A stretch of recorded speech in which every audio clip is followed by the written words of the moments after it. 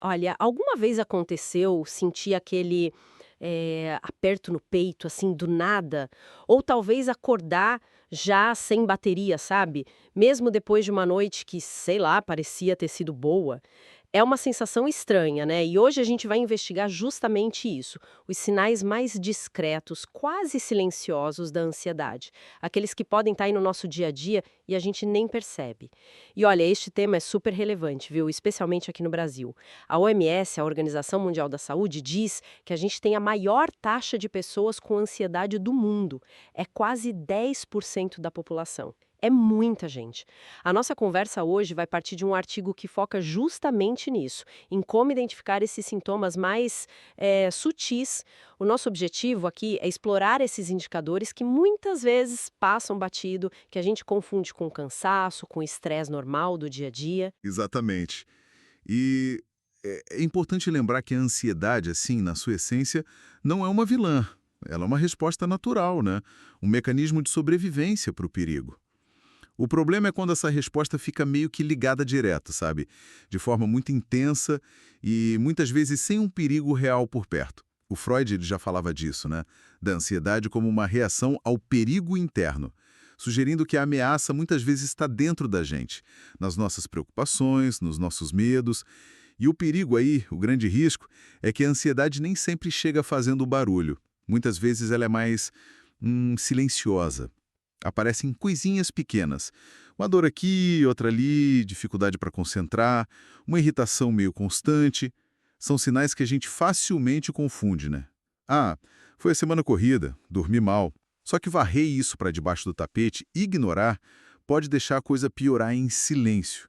Vai minando a qualidade de vida aos pouquinhos sem a gente notar direito. Ok, então vamos desconstruir isso melhor.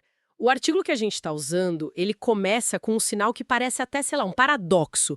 Sentir-se sempre cansada mesmo depois de dormir. É aquela sensação de exaustão que não larga, né? Tipo, acordar de manhã já se arrastando, mesmo que a noite anterior tenha sido tranquila, sem grandes excessos, parece que não faz sentido, né? Dormir e não descansar. Pois é, mas tem uma explicação fisiológica bem interessante para isso. A pessoa que está ansiosa, ela vive num estado de, digamos, hipervigilância. O corpo está sempre meio que preparado por uma emergência, sabe? Para lutar ou fugir. Isso significa que ele fica liberando hormonas como o cortisol, de forma quase contínua. O cortisol é útil em picos, né? Mas quando ele está sempre alto, é como deixar, sei lá, o motor do carro ligado a noite toda na garagem. Gasta uma energia enorme para nada. E esse desgaste constante é isso que leva à fadiga crônica. O corpo simplesmente se esgota. Quer dizer, então, e isso é, acho a chave que muita gente não pega, é que o cansaço pode não vir do que a gente fez, mas do que o corpo acha que talvez precise fazer. Esse motor sempre ali, ligado, gastando combustível para nada. Faz todo sentido. O artigo até dá um exemplo disso, né? Alguém que teve uma semana de boa, tranquila, aí chega sábado de manhã e tá um caco, sem energia nenhuma. Poderia ser isso? Exatamente essa a ideia. Mostra bem como é subtil, né? Tem uma citação do Carl Jung, que o artigo traz, que eu acho ótima. A fadiga é o preço que pagamos por tentarmos carregar fardos invisíveis. E esses fardos, muitas vezes, são justamente essas tensões, essas preocupações internas da ansiedade. Uhum. E esse estado de alerta constante, imagino que não afete só o corpo físico. A mente também deve pagar um preço alto, certo? O que nos leva direto para o segundo sinal, a dificuldade de concentração e aqueles esquecimentos chatos. Sabe aqueles momentos em que parece impossível ler um parágrafo até o fim, ou que a gente esquece o que foi buscar na cozinha no meio do caminho? Sim. E o que é fascinante aqui é como a mente tenta lidar com isso. Ou melhor, como ela fica sobrecarregada, né? O cérebro ansioso está meio que fazendo malabares com um monte de preocupação o tempo todo. É o e se isso acontecer? Será que eu falei aquilo certo? Preciso lembrar de fazer aquilo outro. Essa ruminação constante, essa ocupação mental, ela consome muito recurso cognitivo. Então, a nossa capacidade de focar no agora, a nossa memória de trabalho, aquela que a gente usa para as tarefas do dia a dia, ficam comprometidas. Basicamente, a banda larga mental está sendo usada pela ansiedade. Então, não é só que, tipo, tô distraída, é como se o processador do cérebro tivesse muito ocupado com essas tarefas de fundo para conseguir rodar bem o que está acontecendo agora. Exatamente. É uma ótima analogia. E os números mostram que isso não é pouca coisa, não. O artigo fala que mais de 60% das pessoas diagnosticadas com transtornos de ansiedade relatam esses lapsos de memória frequentes. Não é que a pessoa seja esquecida por natureza, é um sintoma real mesmo. Falamos do cansaço físico, dessa mente sobrecarregada e o corpo, como mais ele reage a isso tudo. O terceiro sinal que o artigo aponta é bem físico. Tensão muscular e dores frequentes. Sabe, ombros duros, dor na lombar que não passa, ou até ranger os dentes à noite, o bruxismo. Sim.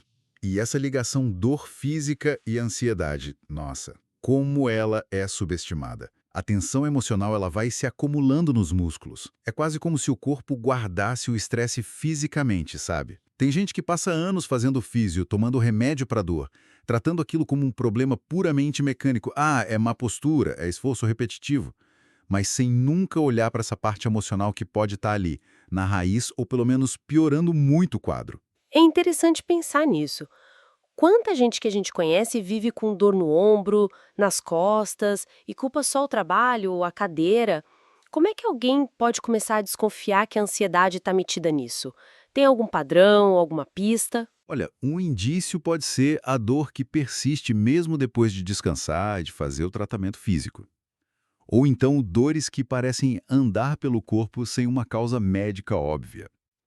Outro sinal é quando a dor piora justamente naqueles períodos de mais estresse, mais preocupação, mesmo que a pessoa não tenha feito nenhum esforço físico diferente. O artigo dá aquele exemplo clássico, né? Atribuir atenção nos ombros só às horas no computador. Uhum. Quando, na verdade, a ansiedade que está ali por baixo mantém aqueles músculos contraídos quase o tempo todo, 24 horas por dia, 7 dias por semana, mesmo sem a pessoa perceber. E essa tensão toda, essa coisa interna, não se manifesta só nos músculos, né? O quarto sinal fala de irritabilidade e mudanças de humor. Aquela sensação de estar com o pavio curto, sabe? Reagir de forma exagerada a coisinha pequena. Exato. E aqui é importante a gente diferenciar isso de, sei lá, só ter tido um dia ruim. A ansiedade silenciosa, ela mexe com o nosso sistema nervoso central. Ela mantém o sistema nervoso simpático, que é tipo o acelerador do corpo, responsável pela resposta de luto-fuga, mais ativo do que deveria. Fisiologicamente falando, a gente fica mais reativo. Pequenos incômodos, barulhos, interrupções que normalmente a gente nem ligaria, de repente parecem enormes, insuportáveis e disparam uma resposta emocional que é totalmente desproporcional. Não é falta de autocontrole, sabe?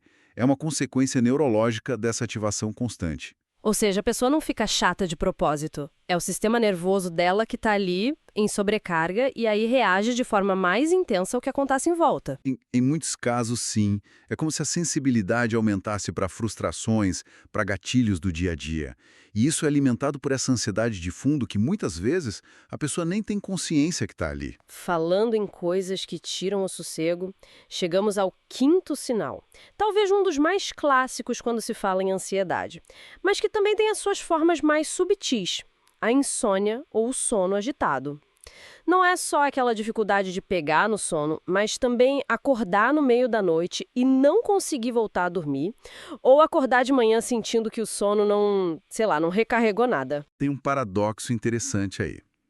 A pessoa pode estar exausta fisicamente, como a gente falou lá no primeiro sinal, né? O corpo pedindo arrego, mas a mente se recusa a desligar. O cérebro ansioso continua trabalhando, repassando conversas do dia, antecipando problemas do dia seguinte, planejando 1000 cenários. Mesmo que o corpo esteja implorando por descanso, essa mente em alerta não deixa ter um sono profundo reparador. O resultado é aquele sono leve, picado, que não cumpre a função de restaurar a gente. E isso vira um ciclo vicioso terrível, imagino eu. Dorme-se mal por causa da ansiedade, Exato? e a falta de sono piora a ansiedade no dia seguinte, que piora o sono na noite seguinte, por aí vai. Perfeito. É um ciclo que se autoalimenta e é bem difícil de quebrar. Os dados do artigo mostram bem a força disso. 76% das pessoas com transtorno de ansiedade relatam problemas sérios com o sono. 76% é muita gente. Como dizia o Heráclito, né, numa citação que o artigo traz, o sono é a metade da saúde. Quando essa metade falha, o equilíbrio todo vai para o espaço. Saindo um pouco desses sintomas mais internos, o sexto sinal foca num comportamento bem concreto, a evitação. Evitar lugares, pessoas, tarefas, qualquer coisa que possa gerar desconforto ou ansiedade. Desde, sei lá, faltar numa festa até adiar aquela conversa difícil no trabalho. Sim, e se a gente ligar isso ao quadro geral, a evitação funciona como um alívio imediato, né? Ao fugir da situação que dá medo, a pessoa sente um alívio momentâneo daquela angústia. O problema é que, pensando a longo prazo, esse comportamento é incrivelmente limitador. Primeiro porque reforça a ideia na cabeça da pessoa de que aquela situação é mesmo perigosa ou insuportável. Segundo, porque impede a pessoa de aprender que talvez ela consiga lidar com aquilo, ou de desenvolver estratégias para lidar. A evitação ela não resolve a ansiedade de verdade. Ela só vai encolhendo o mundo da pessoa e, ironicamente, mantém a ansiedade bem viva ali. Quer dizer, é como se ao evitar o monstro, ele parecesse ainda maior e mais assustador da próxima vez. Exatamente isso. Impede o que a gente chama de dessensibilização e impede a pessoa de aprender que ela tem recursos para enfrentar os desafios. A vida vai ficando menor, mais limitada por esses medos. E finalmente chegamos ao sétimo sinal, a mente que não para. Aqueles pensamentos acelerados, a preocupação excessiva, aquela sensação de ter um rádio ligado dentro da cabeça, sabe? Sempre tocando a mesma música de preocupações. E muitas vezes focado naqueles cenários hipotéticos negativos, o clássico "e se?". E se eu falhar? E se der tudo errado? E se as pessoas me julgarem? É desgastante. Esse padrão de ruminação, de ficar remoendo, é uma assinatura clássica da ansiedade. A mente fica presa num ciclo de preocupações, muitas vezes sobre coisas que estão totalmente fora do nosso controle ou que têm uma chance mínima de acontecer. E as consequências disso para o bem-estar são enormes, né?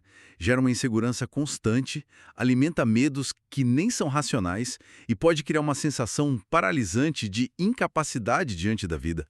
A pessoa acaba virando refém da própria mente. Uau!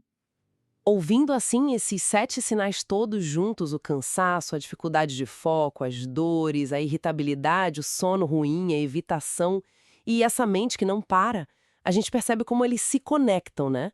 E criam um quadro bem complexo, que vai muito além do ato só estressada.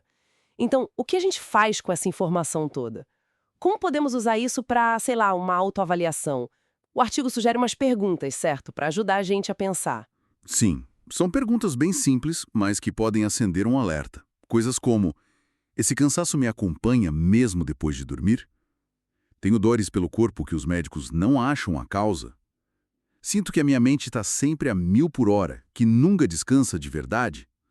O artigo sugere que se a pessoa responde sim para mais de 2 dessas perguntas, talvez seja um sinal para investigar melhor essa possibilidade de uma ansiedade silenciosa estar presente. É importante a gente reforçar que isso não é um diagnóstico, né? De jeito nenhum. É mais um convite para a gente se observar melhor, prestar atenção no próprio corpo, na própria mente. Exatamente, é um ponto de partida para a autoobservação. E se essa observação levantar alguma suspeita, o artigo também dá umas dicas práticas, não como cura mágica, claro, mas como ferramentas para o dia a dia, para ajudar a reduzir a intensidade desses sintomas. A primeira, e talvez a mais acessível para todo mundo, é a respiração consciente. Parar um pouquinho, alguns minutos, e focar de propósito numa respiração mais lenta, mais profunda. Isso pode ter um efeito quase imediato. Ajuda a acalmar o coração, a interromper aquele turbilhão na cabeça. Uma coisa tão básica, né? Respirar, mas fazer com intenção. E além disso, que mais pode ajudar? A atividade física regular é outra ferramenta super poderosa. Mexer o corpo ajuda a liberar endorfinas, que são tipo analgésicos naturais e melhoram o humor. E também ajuda o corpo a processar e eliminar o excesso daquele cortisol, o tal hormônio do estresse. O artigo também aconselha a ter moderação ou até cortar mesmo substâncias que podem piorar a ansiedade, tipo cafeína em excesso, álcool. Uhum. E você mencionou a prática de mindfulness, ou atenção plena. Como é que isso funciona na prática? Às vezes parece uma coisa meio, sei lá, abstrata. É verdade, pode parecer, mas na prática, mindfulness pode ser algo bem simples. pode ser dedicar 2 ou 3 minutos para focar com intenção numa sensação do presente. Sentir o ar entrando e saindo do pulmão, sabe? Notar os sons do ambiente sem ficar julgando se é bom ou ruim. Prestar atenção nas sensações do corpo enquanto caminha. É como se fosse um treino para ancorar a mente no aqui e agora, em vez de deixar ela ficar vagando nas preocupações com o passado ou com o futuro. Ajuda a gente a observar os pensamentos ansiosos sem ser totalmente levado por eles. Entendi. É tipo treinar um músculo mesmo. O músculo da atenção ao presente. Faz sentido. Um terapeuta, às vezes um psiquiatra. É fundamental. A terapia ajuda a entender as raízes da ansiedade, que são muito particulares para cada pessoa. Ajuda a desenvolver estratégias que funcionem para você e, principalmente, a modificar aqueles padrões de pensamento e de comportamento que ficam alimentando o ciclo ansioso. Não é sinal de fraqueza procurar ajuda, muito pelo contrário. É sinal de inteligência buscar as ferramentas certas. Então, resumindo um pouco a nossa conversa, a grande mensagem aqui parece ser atenção aos sinais. Aquele cansaço que não passa, a mente meio nublada, o corpo doendo, a irritação fácil, as noites mal dormidas, ficar fugindo de situações, os pensamentos que não param. Podem parecer coisas separadas, ou até normais na correria do dia a dia, mas juntas elas podem estar contando a história dessa ansiedade silenciosa. E reconhecer isso é o primeiro passo, é essencial. Ignorar pode custar caro, né? Em termos de energia, de saúde, até nos nossos relacionamentos. Mas quando a gente reconhece, aí sim a gente abre a porta para começar a buscar o equilíbrio de volta. E talvez, só para deixar uma última reflexão, a gente pode voltar naquela ideia do Freud, do perigo interno. Se muitos desses sinais são respostas a perigos que a gente percebe dentro da gente, mesmo sem ter uma ameaça clara lá fora, qual seria o próximo passo? Depois de reconhecer os sinais, talvez começar a investigar um pouco mais fundo. Que pensamentos específicos ficam voltando o tempo todo? Que medos são esses? Será que tem memórias ou crenças antigas que estão ativando esse estado de alerta silencioso sem parar? Identificar esses gatilhos internos, aquilo que realmente assusta a gente por dentro, pode ser uma chave importante, não só para gerenciar os sintomas, mas para uma compreensão mais profunda e, quem sabe, um alívio mais duradouro. Fica aí a pergunta para a gente pensar, né?